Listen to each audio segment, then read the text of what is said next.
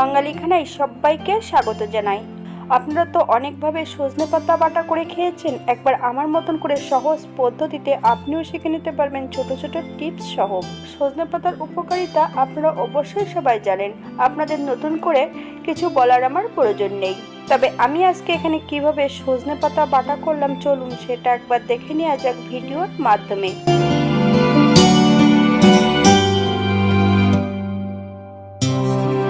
এখানে বেশ কিছুটা সজনের পাতা আমি নিয়ে নিয়েছি।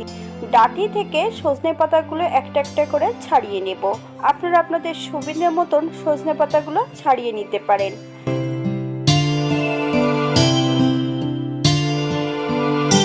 বাঙালি রান্না ঘরোয়া উপকরণ দিয়ে। আপনাদের যদি রান্নাগুলি পছন্দ হয় তাহলে চ্যানেলটি সাবস্ক্রাইব করে দিয়ে পাশে থাকবেন, পাশে থাকা বেলটি বাজিয়ে দেবেন, নইলে নিত্য নতুন রান্নার নোটিফিকেশন পাবেন না।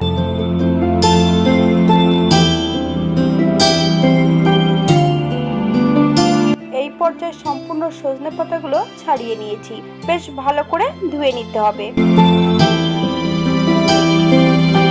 3 থেকে 4 বারের মতন পরিষ্কার জল দিয়ে ধুয়ে নিতে হবে। তবে আপনারা আপনাদের পছন্দ মতন পাতাগুলো ধুয়ে নেবেন। পাতার কিন্তু উল্টো সাইডের অনেক সময় মাকড়সার জাল থাকে, একটু চেক করে নেবেন। সজনে পাতাগুলো ছোট ছোট টুকরো করে কেটে নেওয়ার কোনো প্রয়োজন নেই। আমি সজনে পাতাগুলো গোটাই রান্না করব।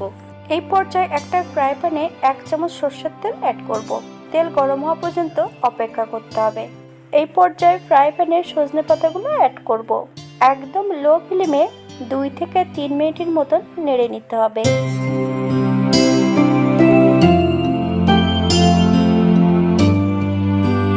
3 মিনিট পর এই পর্যায়ে আমি বড় বড় 2 পিস পেঁয়াজ অ্যাড করব। 7 থেকে 8 কোয়া রসুন, 4-5টা কাঁচা লঙ্কা। আপনারা যদি পছন্দ করেন তাহলে পরিমাণে বাড়িয়ে দিতে পারেন।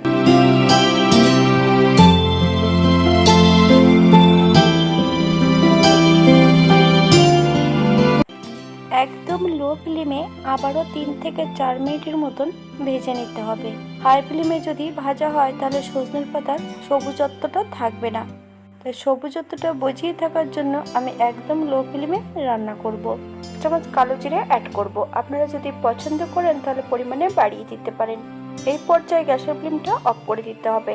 ঠান্ডা করে নিয়ে একটুখানি নুন দিয়ে আমি এটাকে বেটে নেব 80% মতো।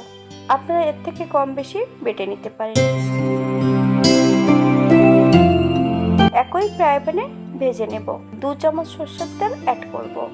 তেল গরম হওয়া পর্যন্ত অপেক্ষা করতে হবে। রঙের জন্য হলুদ গুঁড়ো আর সামান্য একটু নুন দিয়ে বেশ সুন্দর করে ভেজে নেব।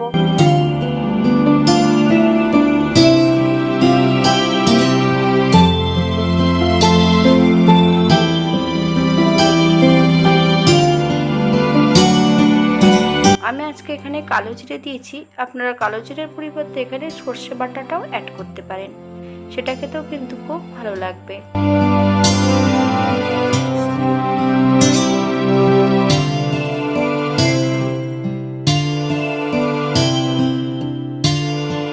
এই পর্যায়ে আরো 1-2 মিনিট বেশ ভালো করে নেড়ে নিতে হবে।